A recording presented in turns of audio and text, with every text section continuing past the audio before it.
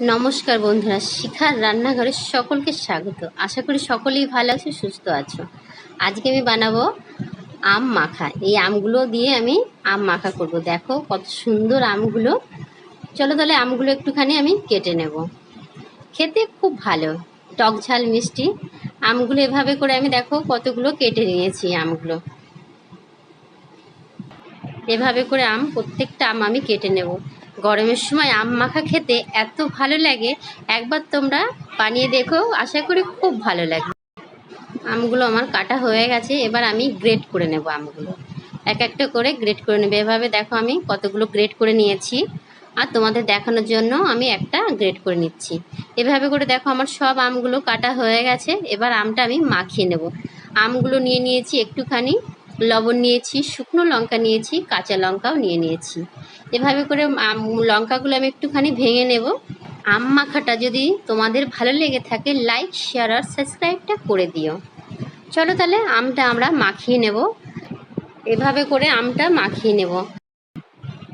আম মাখা দেখে জিভে জল চলে আসছে। দেখো এত সুন্দর আম মাখা খেতে, একবার তোমরা বানিয়ে দেখো, খুব ভালো লাগবে।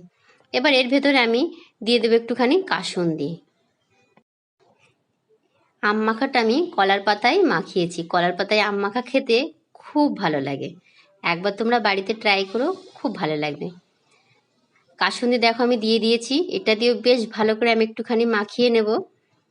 দেখো কতটা ভালো লাগছে দেখতে, দেখেই মনে হচ্ছে একটু খেয়ে নিই।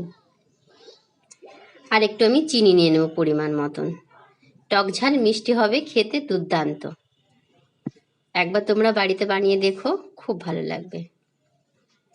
আম মাখা পুরোপুরি আমার রেডি হয়ে গেছে। দেখো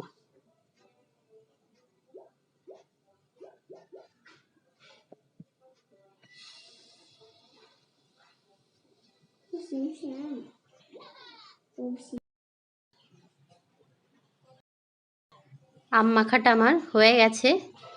এভাবে করে দেখো আমি একটুখানি সাজিয়ে নিয়েছি একটা কাঁচা লঙ্কা দিয়ে। খেতে কিন্তু খুব ভালো। একবার তোমরা বাড়িতে বানিয়ে দেখো। এবার সবাইকে দেওয়ার পালা। এবার আমি আমের পাতায় করে আম মাখাটা সবাইকে দেব। এভাবে করে সবাইকে দিয়ে দেব। তোমাদের যদি ভিডিওটা ভালো লেগে থাকে, লাইক শেয়ার আর সাবস্ক্রাইবটা করে দিও। ভালো থেকো, সুস্থ থেকো।